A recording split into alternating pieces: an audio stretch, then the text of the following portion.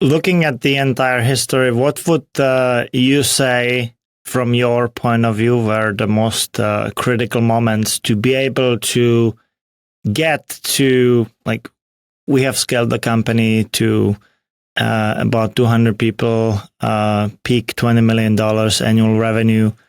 That's something. Most of the companies like STRV, most of the design engineering teams, they get to 20, they get to 50 maybe people, and then they either get bought out or that's basically the end of the line because it just becomes a management nightmare and they fall apart.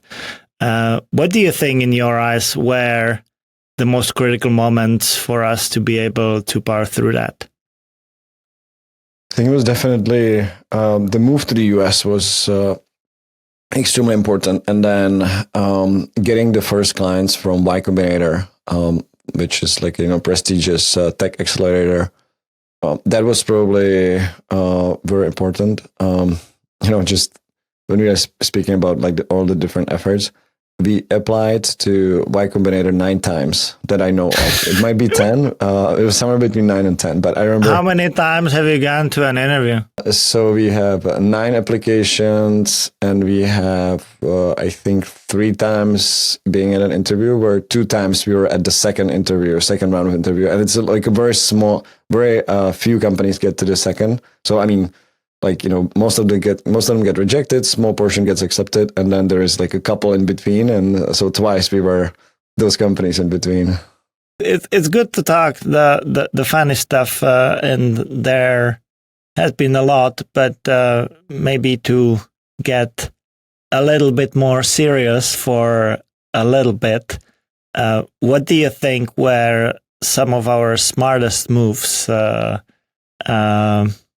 over the years of what we have done together?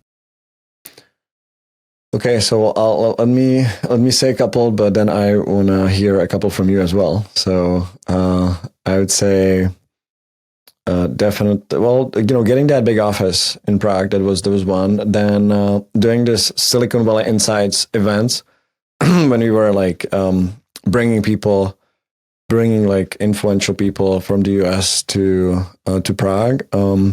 Then investing in relationship with some of the good brands like Tinder, when we invested in building their some of their apps, and then we came to their office and showed them, hey, this is what we are capable of doing, and they were like, this is awesome, where do we sign, right? So doing things in like a little bit unconventional way, that definitely helped us to establish in the US market. So those are the couple that come to mind. What are your thoughts?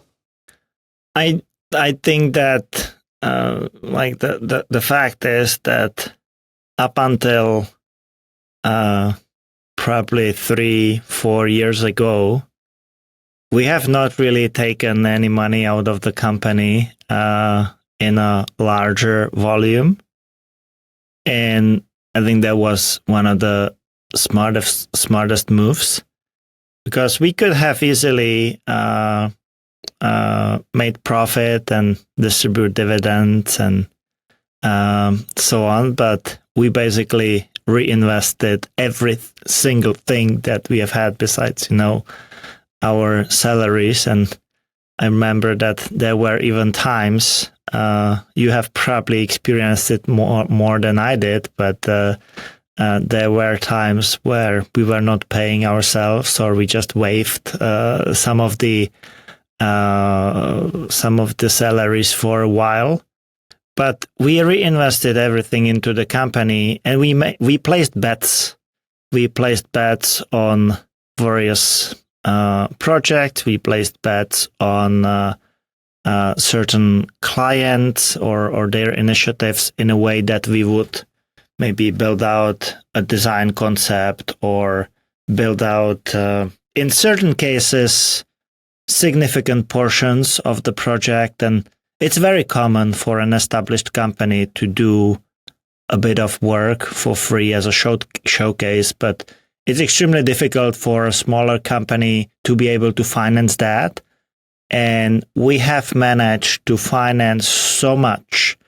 We have managed to finance so many failed projects and so many client projects that never got paid. But I would say that if we would not have done so, we would not be where we are today. And, if we would be purely operating the company based on the book, it would not work, because based on the book, we would not lease the office. We would not make these bets. We would not go and travel the world with Barry's World Tour and spend tens of thousands of dollars, an insane amount of time.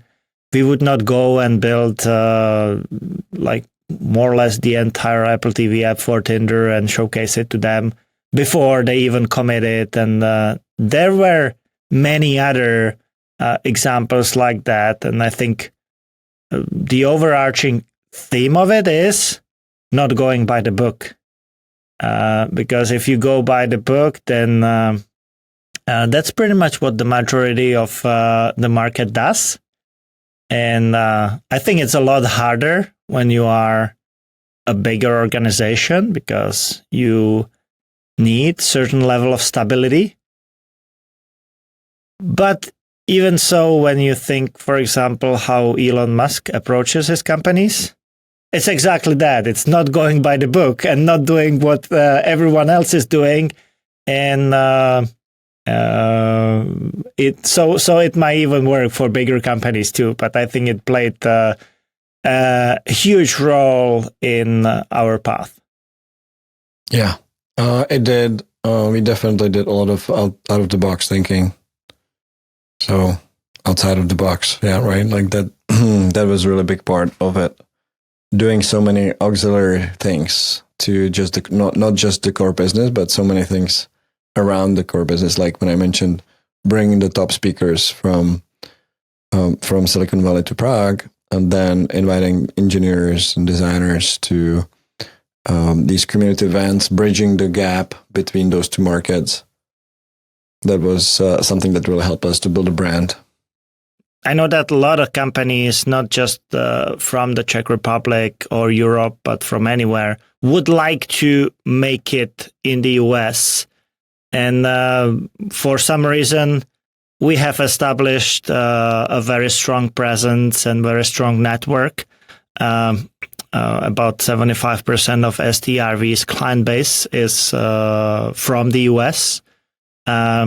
What do you think are the essential things for that to succeed? I mean, the idea of moving to the US wasn't that impactful. You know, what I was saying, what was impactful was getting the traction in the US market. And that's the part where you were there for already. Because it took a year to get the first client. So I would say the most important was, I think when you and I and Martin were in San Francisco, and I remember we were like close to running out of money, which happened so many times throughout the history. And then we had like this sprint, and our goal was to get like 5 clients within 3 weeks. And we did that.